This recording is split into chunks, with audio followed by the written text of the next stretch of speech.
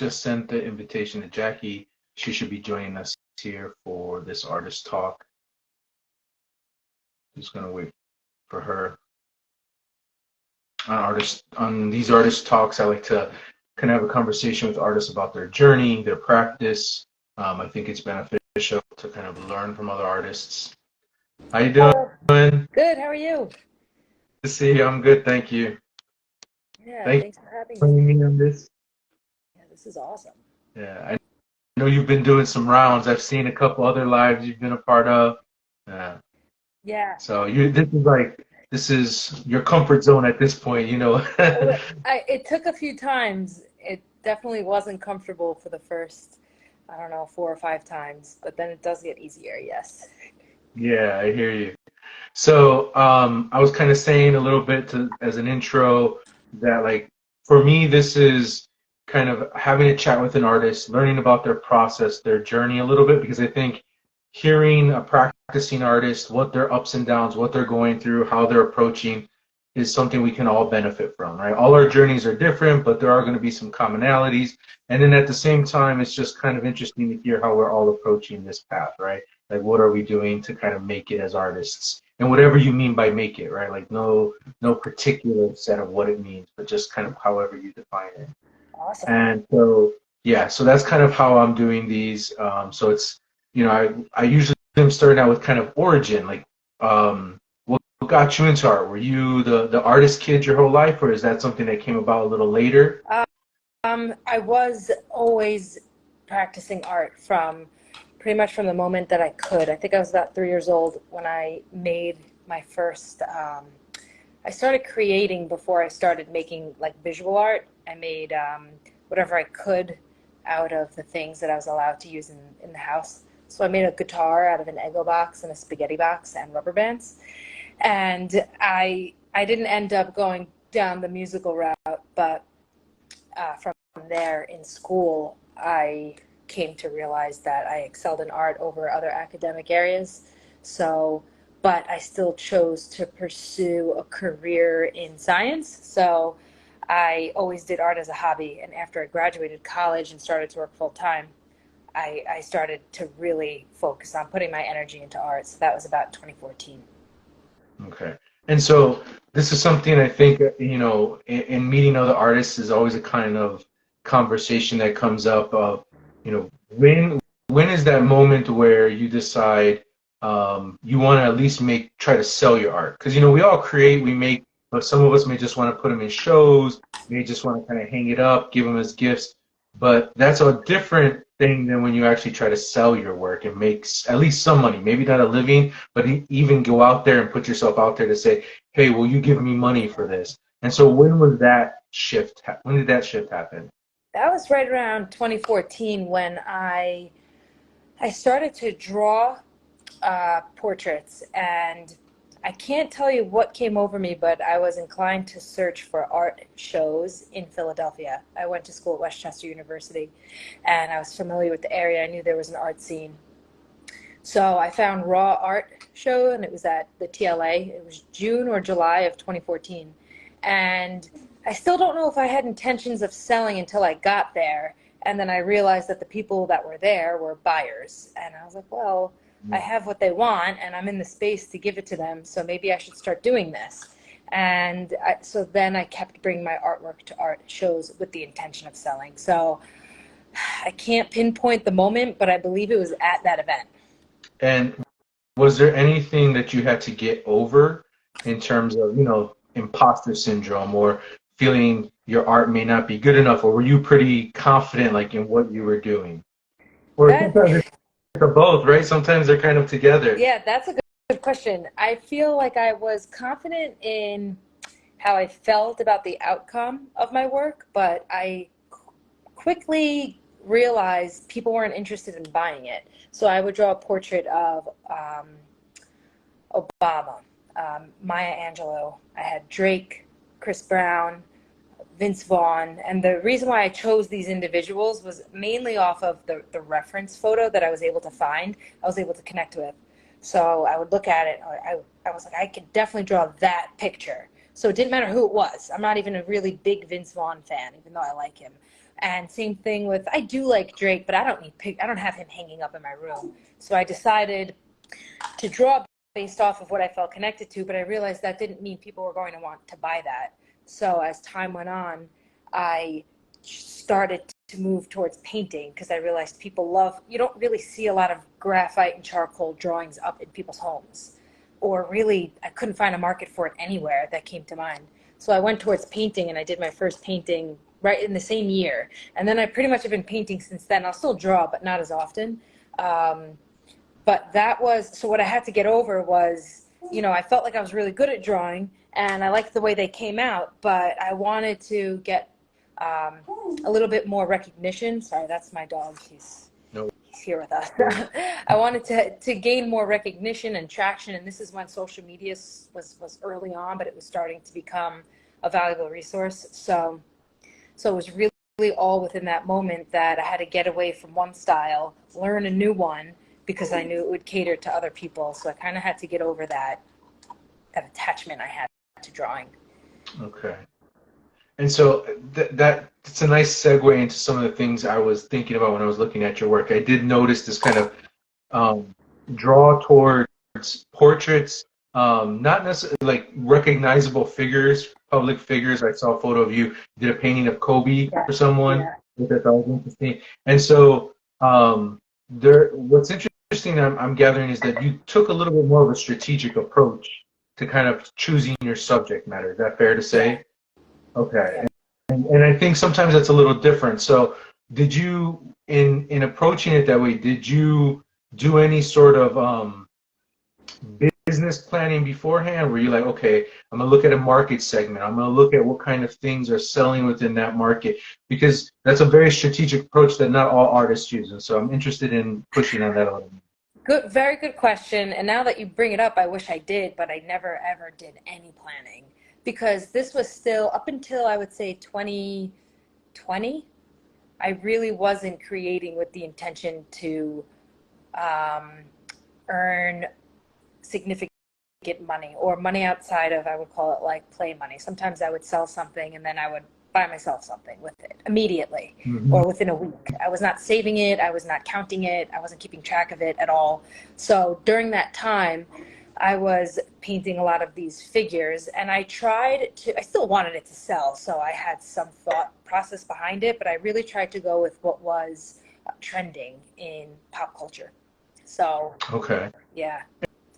And so that leads to something else. So you don't have to give me like an artist statement, but it'd be interesting to hear how do you conceptualize yourself as an artist, like your mediums, your subject. Do you see yourself in like a pop artist, or or is there maybe a broader term like contemporary? Because I know you do abstracts as well. That's a good question. I would say primarily it's contemporary because I do enjoy abstract so much. I use acrylic paint. I don't use oil. And the subject matter, it does vary. As you can see, sometimes someone asks me to paint their dog or themselves. I can do realism, which really isn't pop art, and it won't have a pop art look to it. And I do enjoy that because it reminds me of drawing, getting, fine details down, and trying to, perfect that with acrylic paint is a little bit harder than it is with oil. So I've had fun doing that. But all in all, I would say I have a very diverse creative palette, if you will. I really don't know. I ask myself all the time, like, I really need to create a body of work that's cohesive because right now I have a bunch of paintings behind me that are stacked up and they're all completely different. And that's okay, but I would like to eventually have like 5 to 10 pieces that go together, could hang up, or, someone, whether it be in a gallery or someone's home or my own home, I can hang them and they'll kind of all speak to each other. Okay. If you'll bear with me, I want to kind of on something you brought up because it is something I've been thinking about, and I've seen some podcasts and some well-known artists talking about this idea of a body of work. And I think a lot of artists, the tendency is we just kind of want to create what comes to us, right? And that can take us in different areas, different mediums, and so forth. But I know one of the kind of points for doing that is that galleries require it in some sense. It gives them something to kind of find, a market for you and so forth, and kind of put you in this place where they can sell you to their collectors. Um, do you, do you is that so? I know you've said that's something that you're looking more to do, and is that a natural progression you feel because of some future goals of wanting to kind of be represented by a gallery? Do you see that as kind of a, a end goal, or do you think for your own personal marketing that will make you a stronger to connect to collectors? That's a good question. It's more I'm more concerned with um, becoming more um, valuable to collectors or more attracted to collectors. I have, as I would say, most artists uh, go through a phase where they try to get their artwork into galleries, and it's very, very difficult and it's very disheartening. And then when you do get an opportunity, you learn how much money they keep, and it kind of takes the joy out of what you did and what you can get for what you made, you know. So I am currently, maybe not forever, but currently not interested in, like, winning that opportunity. So I haven't been seeking it. I've been trying to just follow what I'm enjoying instead of putting up a fight, to compete, if you will, which is another part. And I've been there and I'll probably be there again. But right now, my main concern is to create something that one individual would like to decorate like half of their home with. Mm, And I've done absolutely nothing to start. Well, I haven't done nothing. I just bought two canvases. I have two canvas frames. They're 24 by 36. And Hobby Lobby just had a really great sale. So I picked yeah. up a couple canvases and I've been starting to think about what I'm going to do with them, which is the first step. So So yeah, and I would anyone who's on here who is not following Jackie yet, please do. thank you. I think she's a strong example of an artist not waiting around, but kind of taking the reins themselves. And I definitely feel like that. I'm nothing, no criticism necessary for galleries, even though I may have some critique. I think there's always a space for artists to kind of take control of their own professional careers, and there's so many ways now for us to kind of sell our work, so many avenues to connect with people. Hmm. And I think you're a great example of that. So please follow her. She has all sorts of, just look at her as a model, which is a big part of why I'm having these talks, is that I think it's good for us to look at how others are doing and maybe learn from the everyone as a model and like, well, maybe that's a way I can do it, right? So I want to talk a little bit about your process of creating. Are you do you find yourself as someone who kind of sits down and then the inspiration strikes, or do you plan ahead of time, kind of what you're going to work on, and then you just kind of go with that? I More often than not, actually 100% of the time, I have an idea of what I'm going to do before I start. So I usually, whether I'm inspired by another photo that I saw or video or whatever it is, I'm usually doing research or the inspiration has already come, and then I do research around it to develop, what I want my outcome to look like. And then from there, I will execute. But I'm rarely just staring at something blank and get going. Actually, I don't think I've ever done that. Okay. Yeah. So is for like this sticking point, I think, for a lot of artists, like when is the work done, right? When are we finished? Like I think we all come across that. But is it a little easier for you because you have the vision and now it's just about executing? Because for me it's different. Like I start with some idea, but then I'm like going along with the ride, and I sometimes my painting will have like 7 layers of paint because the color has changed so many times. Because I'm just like, no, this doesn't look right. Oh, And so I have to put another layer of paint over it, right? And I tried not to be too precious about the material. So for me, it's done when I'm like, look at it and I'm like, okay, this feels done. okay. But for you, is it like you have this map and it's like when I've executed that vision, it's done? More so than The your 7 technique. layers of Yeah, paint. not exactly. I've definitely been there Yeah, because sometimes it doesn't go as planned, or the paint doesn't appear on the canvas the same color or whatever medium, paper I'm using the same way I thought it would in my head because it might be new or whatever the reason is. So it doesn't always happen. There have been a few times where I've had to like manipulate something to try to get it where I want it to be. And I usually get frustrated at that point, and it's very hard for me to hold on to the project and mm, not stop altogether or cover it up in white and start over again. So that's a very iffy window of time. I don't find I would say it happens every now and then, but not often. But yeah, I feel like the work is complete when so in the process of creating, I stop and step back. I usually like to have enough space so I could step back like 5 to 10 feet and hang out, like sit, put the TV on, or cook, or do something completely different, and then just be able to keep looking at it. And once this might sound a little bit, corny, but I get a feeling that just feels like it's like happiness. It's like a sunny day, and I just feel like, okay, this is done. There's no need to continue. Yeah, no, I completely get that. And so, is there I feel like your process would probably be a bit more efficient than mine. And so I'm always interested in this because, when I first started out, I was like super, because, materials are so expensive. So like, especially if you want to get quality materials and things like that. And so I found myself really kind of nervous at first, like, oh, I'm gonna be wasteful. At this point, like they said, now I'll do 7 layers. If the color just doesn't hit me right, I'm just like, the hell with it. I'm gonna put another coat of something on top of it.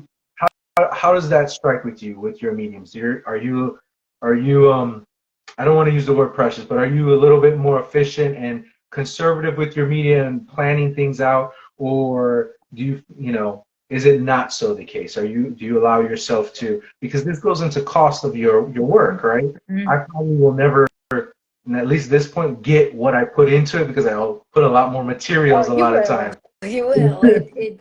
It'll take time, but I so in order to get around that, I only I never pay full price for paint ever. I only do it when it's on sale. Yeah.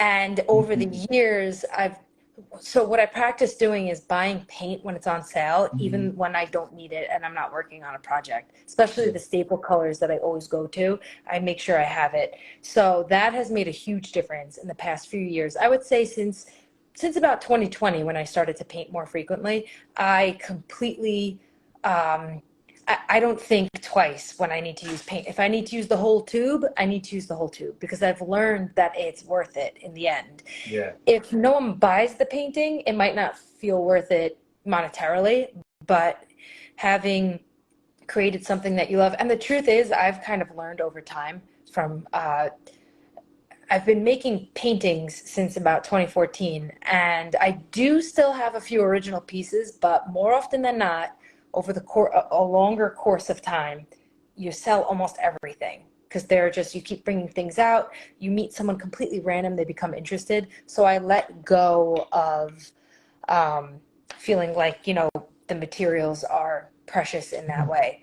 But to that point, I don't buy extremely expensive paint. I know it can get very expensive. First of all, I use acrylic and not oil. And like I said, I only buy it when it's on sale, like half off.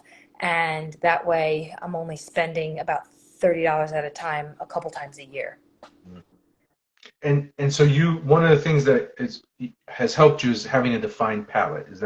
Am I correct in Yeah, that? yeah, So yeah. you have some go-to colors. No, I'm not saying that as a bad thing because I've heard a lot of artists talk about kind of, limiting your palette and working with that. And from an artistic standpoint, it just makes decisions easier. But I'm hearing on another side of that, like the business side, reducing costs. Yeah, There's a benefit to having that, right? yeah. Because you can just go to those colors. Not that you have to reveal your palette or anything, but are there any kind of specialty colors in there? Um, so I love crimson red very much. Um, and I always have burnt umber around. I started using that a few years ago and I realized I really, really like the color of it. So besides those two colors, I really enjoy the thick body paint because in terms of efficiency, it goes a really long way because you can cut it with water and get a lot out of a tube, a lot more than you would like a standard acrylic paint. So that's kind of another little hack that I guess I picked up on. So I love burnt umber and crimson red. And then all the other colors that I use are pretty neutral. I would say they're pretty neutral. Considering I do a lot of pop art or I enjoy pop art, I don't have too many crazy colors because that's actually something. It's funny you ask the questions in this order because now I'm realizing I used to, and I would use them infrequently. They usually cost more money because you know how paints have those different scales of like it's like a pricing scale. I Mm-hmm. don't know how they determine it. I'm assuming the dye that goes into it is more difficult to get, but And they say the concentration. So certain series will have more concentrated, more levels of pigment. And then also they say the grinding. oh, So the how fine the grind of the pigment is compared to another series. So oh, the finer the grind, the actually more expensive it is. It's an interesting okay. thing. Well, Yeah. I just learned something new because I always looked. I'm like, I don't understand. This color is so common. Why is it so expensive? And then something so beautiful would be series one. Okay. So I kind of want to transition. So we've been talking to you a bit is about an artist, but I think another example you set. We all have different routes. Some of us only focus on making paintings. You've kind of expanded. You're in curating. I know you're organizing art shows. I had the pleasure of participating in one, and so maybe you can give us a little bit of your thinking and kind of what was this transition to say, not only am I going to move into curating, but I'm going to start actually organizing shows because that's a whole other skill set, a whole other kind of splitting your time with even creating your art. Yeah. So right around the time in which I started showing my work in events, I realized, I think, so the first show I did was raw art. It was really big. It was a little bit overwhelming. And then the second one was a local art show in Philadelphia. And I kind of just felt like I was home when I was there. I felt like I was in my element. I used to play sports growing up, so it wasn't it was kind of a similar feeling, but instead of having like that one great moment during a game, it was like the entire night felt great. So I decided after the second or third time, I kind of just started taking mental notes as to what the person organizing the event had to do in order to make it happen. I collected every business card from every artist from each show, and I started following a lot of people on social media. And I kind of just sat down and asked myself, like logically, what do I have to do to make this happen? And can I make it happen? And what's going to happen if I fail? Because I was very afraid of failing. So it took me like 3 years to actually put one together. And then I realized, okay, what's the worst thing if I fail and I have to cancel it?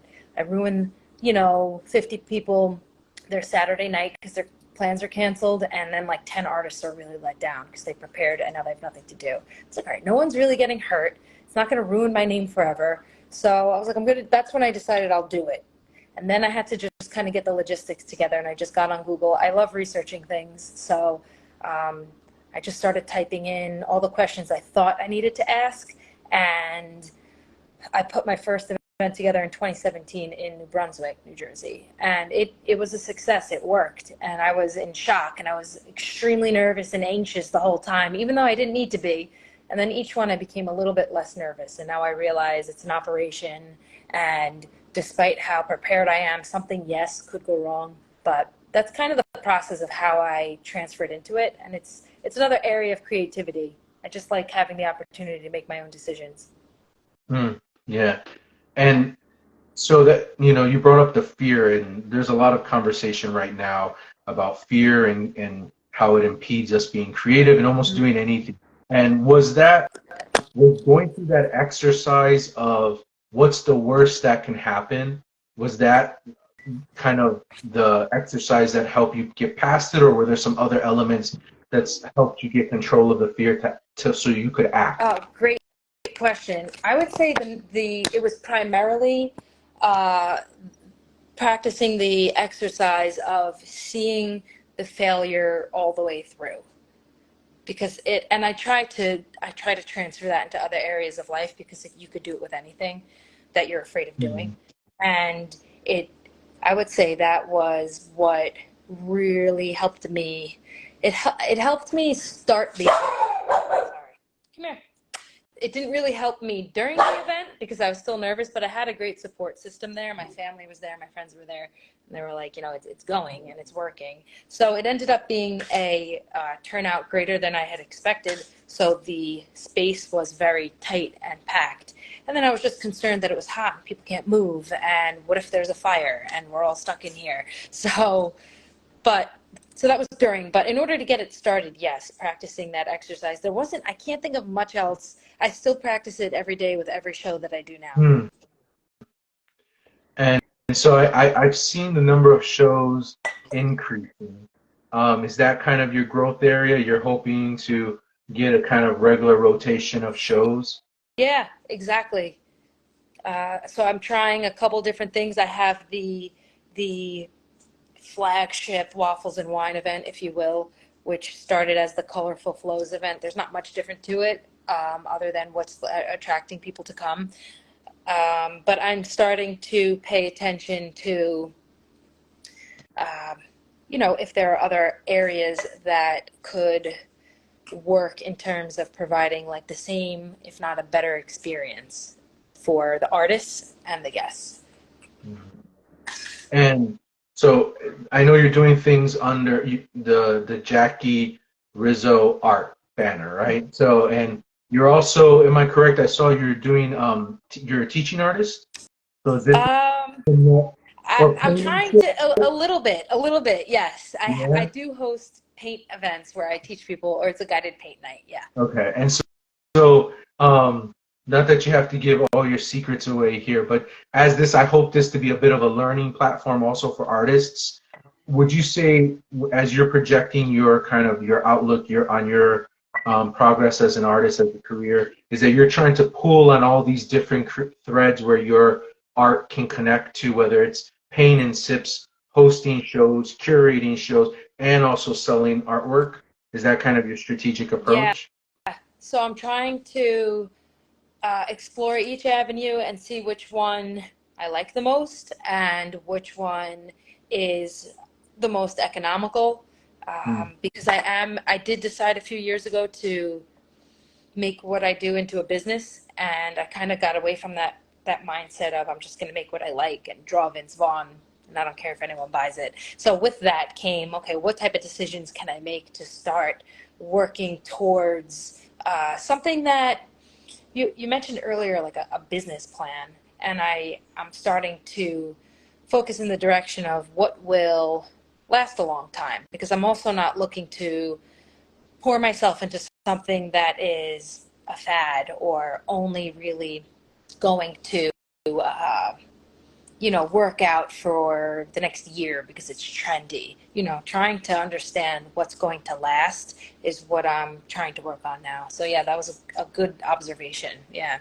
Okay. And what could you provide us some insight on that from your experience at this point? Things you maybe sectors, areas, industries within the art kind of industry that you think are, from your experience right now, uh, areas of opportunity? Is it hosting Sippin' Arts? Is it kind of putting together your own art shows? So I learned that the paint nights they were sought after enough where people would come. I would think out of 12 events that I planned, 10 I was able to execute. There were two that I had to cancel because it's inevitable that people aren't going to sign up for things or the stars won't align or your planning wasn't great or anything like that. But I found with those events, the guided paint nights, that um, it required a lot of energy, and there's overhead to rent space and Hmm. provide materials outside of what you keep in your house because you need to cover the table with paper, provide like cups to dip your paintbrush in, a palette of some sort, whether it be a paper plate, the canvas themselves, and then the paint. And then you're renting the space. And I always would provide some sort of addition, food, drinks, a little bit something. So my cost it didn't feel high, but then I was only ever to make so much money because you can't Hmm. I guess the market for a ticket to go to a paint night is somewhere between, on the low end in Philadelphia, $30, and then the high end, maybe $70. So if you do the math, I have 10 people, on average, 10 to 20 people would come. We'll call it 15. 15 people come. I wouldn't even say that was average. It was more like 12. So 12 people come and I get $60 a head.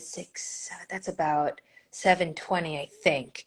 And then my cost was always around $400 per event. So it was, an hour and a half or 2 hours of setup, 3 hours of event, and then an hour to break down. And it came out to be, to earn $300 or so. And that's before taxes, 'cause, you have to pay income tax. So it wasn't worth it to me. And I did it a bunch of times. There was one time where I had 20 guests show up, and then it was worth it. I was like, oh, that's great. But I would have to work really, really hard to get 20 guests there each time. Yeah. And I couldn't figure out, I'm not saying it's impossible, and a lot of people have success with it and will find success, but I kind of gave up on it because I lost interest. And like I Mhm. said, if I had someone that I could trust to guide the paint night, then it might be worth it. But Yeah. I was doing everything, setting up, and then doing the work of the painting. And I found that as much as I like connecting with people and I can be extroverted at times, it really sucked a lot of energy out of me. So at the end of the paint, I think we would paint for, if I'm not mistaken, it was like an hour and a half of painting and talking. I was completely exhausted. So at the end of the day, I think I did it for about a year and a half. I was like, you know what? This isn't worth it. And I had Mm. remembered that I hosted an art show in 2017. I was like, why don't I do that again? COVID is kind of over. So I got into the private paint nights because it was tough with COVID, renting space, trying to get people together, curating anything. It was kind of difficult. So I was like, you know what? Let me try that style event again. And that's what I did at the beginning of 2023. And so that's what I've been working with because it has a more positive feedback for me. Mm. And so what are the plans, the future plans, the future? Have you kind of started? I saw this interesting, it was a brief little video by Matthew McConaughey, and he was talking about how there was a point where he reached in his career, he had all these different kind of things going. He had a music label, which I never knew. He had a music label, he had all these things, and he was doing all of them very subpar, right? So then he started stripping away down to like the bare minimum. He's like, okay, I'm obviously going to do my acting because that's my wheelhouse. That's where I'm strong. I want my foundation because I want to give back. And then I'm just going to focus kind of on my family. And so he stripped away all those things. And he says once he did that, it's when he started getting all these other kinds of roles that he wasn't getting before because he was only the beach bum for a while, right? Like that, he got all these other roles. So kind of like, where are you at now that you've kind of had this experience? Are you finding those threads that you're like, this is the one I'm gonna pull on more than the other?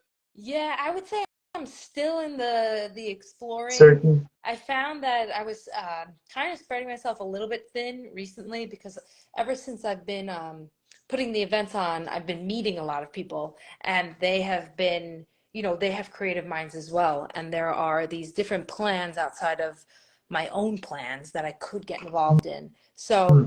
I just recently decided instead of exploring those, I'm going to stay on track with feeling my own out. So I was trying to kind of look into hosting three different styled art events, one at the gallery in Old City, and then one in a different area of Philadelphia and a different area of Philadelphia, three different types of areas to try to see if I can, build a brand like Banana Republic, Gap, and Old Navy.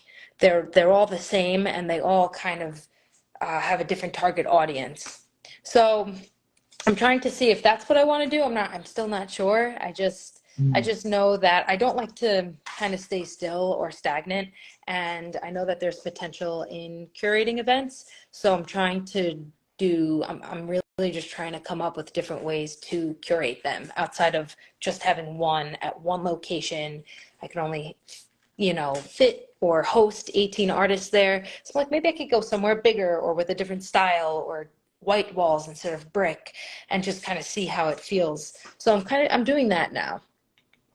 And so, how about artistically? I know you're looking at kind of honing in on creating a collection, of body of work.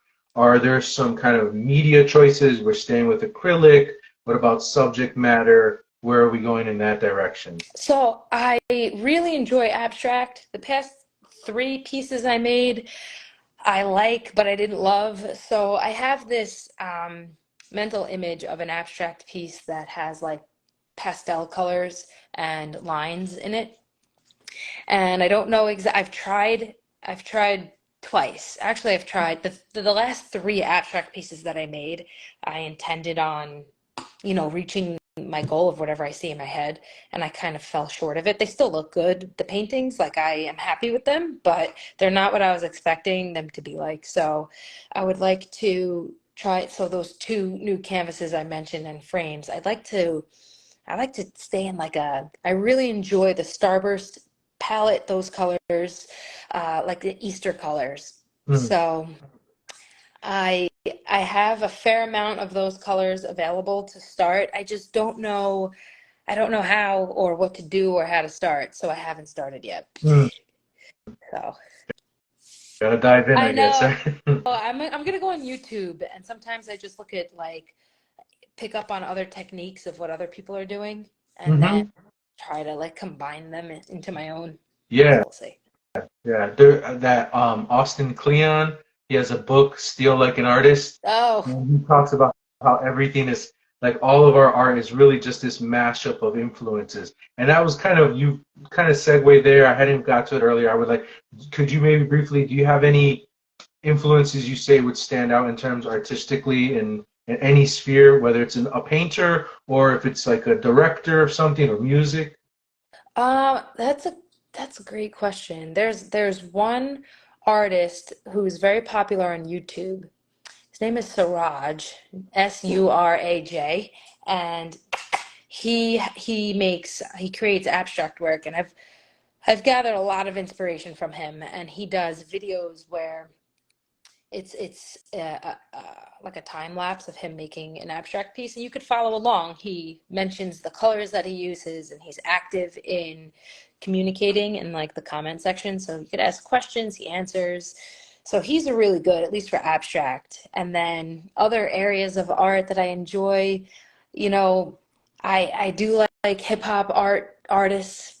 So I listen to them, and I listen to how they, over the course of like the past 10 years, some artists change with the times and some stay exactly as they were and they don't adapt. And I've just kind of learned that you have to make, kind of build your own path in art and make whatever you want and just keep doing it. That's why I don't get down on myself over not having a theme to my artwork right now. It's a little bit all over the place. I would like there to be a theme, but it's okay. This is just the way it is right now. Yeah, and I'm gonna say there illustrators talk about this a lot because they're taught that in order to get a job as a children's book illustrator or anything, you have to have this really tight style that's really discernible. But I was recently listening to a podcast from I think it's called the Illustration Department, and they had someone on there by the name of Brian Pickney, who him and his father are actually really well known children's book artists. And the son said, no, it's not true. It's like you can really do almost anything you want if you're doing it well, right? And you're really putting yourself into it. Mm-hmm. And I think it's interesting to me that, I feel that that's a piece of advice that is given a lot of times, not because it's in the best interest of the artist, but it's best interest in perhaps galleries or others who want to sell the artist's work. Hmm. And I think one of the benefits of not being caught up in that is that you're free to kind of say, man, I'm gonna make whatever I want to make, and hopefully I can bring in different kinds of customers or patrons because of that. So, I'm always on the fence with that. Like sometimes I feel like I'm creating something that a discernible style, and then I'll suddenly want to do something that's just radically different, right? Yeah. And the freedom of being an artist, I guess. Yeah. Quick, quick question before I know I gotta let you go here. Music on or music off when you're in your studio? Do you like silence or do you want to be bumping It's something? always on. Always. Yeah. What is it? Is it usually something hip hop or? It's so, yes, I usually listen to the Score album by the Fugees. Oh, that's what's up. Yeah, Yeah. no, that's I don't know. underrated. I could just put it on loop and it just plays over and over again. I don't really listen to it casually. It's never on in my car. I don't listen to it at work or to work. But for whatever reason, it works when I'm painting. That's what's up. Yeah. Cool. This was great talking to you again. Thank I you. really had it. I want to leave it to you. Do you have maybe a tip or advice for someone who's trying to get started on something? Yeah, I do. The biggest thing is that I feel like you have to believe in yourself because I've, something that I've noticed in a lot of artists that I've met from curating shows, they are the ones that won't apply and won't come and won't show. Because I meet so many artists, I'm like, oh, why don't you come show your work in this art show I'm having? And they're usually very insecure or self-conscious about their work, and they are afraid to show it to people. And I think it's fair for people to feel differently. Not everyone's going to be confident. But I was just thinking about this earlier today with respect to artwork. And I think the number one thing is if you believe in yourself and what you do, then you can at least take a step to show it to people and put it out there. Because one thing I've learned is that artwork is like a really beautiful and special thing that even if you're not an artist, you can appreciate it. So there are so many people that are just happy that artists exist because they can give them artwork. So, kind of puts a different spin on it, and it gives you more of a reason, if you're shy, to maybe not be. Yeah, I have that experience myself, being shy, getting over that, putting it out there, and then being surprised by how much love is out there, right? Because a lot of times it's not even about, yeah, we may not all need, we may not all like the work particularly, right? But that's fine because it's really the fact that we're all in this struggle together and there's a bond that's created by that, right? So just all that love, right, that's there and the mutual respect for man. I see the effort and Yeah. work, even if it's not my particular taste, right? Like not everyone likes meat, not everyone wants a burger, but at the same time, we can appreciate the person. And that's the same thing I feel like with art. We may not all have the same art taste, but we can all appreciate the person. And I have found that so much in the art world in my experience, right? Like a lot of love in the environments that I've been in. So hopefully we can keep doing that. I think it's a good example for the world out there. And your shows, I found that a lot. And so, keeping, you're Thank, doing thank awesome. you. Yeah. And I see that there are a couple of people in here that might be from, I think, they look like I follow them. So I just want to remind people to hit the drop down arrow at the top to give Oscar a follow because this is great what you're doing. I appreciate it and I look forward to seeing more of them. So thanks for having me. Yeah. Yeah. You have a good one. It was great talking to you. We'll talk soon. Okay, bye.